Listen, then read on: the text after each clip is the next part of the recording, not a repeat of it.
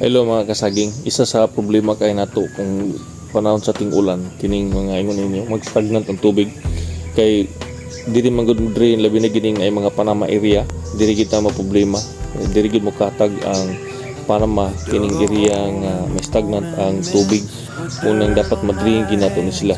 Unang before mag-ulan unta, ma-drain na unta nato pero karon kay naulahin naman ta. Karon pa man nato nakitaan nga dapat isang i-drain.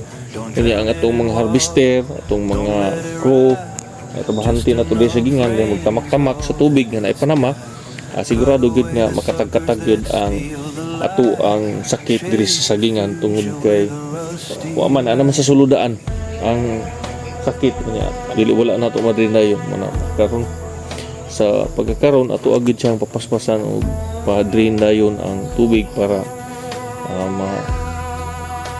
mitigate pa nato ang problema nato sa sakit ni sulod sa sagingan.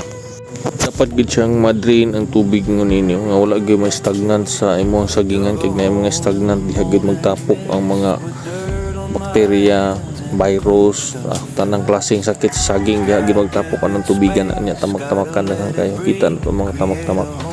Tama ini atong isa ka gwapo dre yung tamak-tamak ang nilikay mo. Nagkaroon narang-karang hinlo na.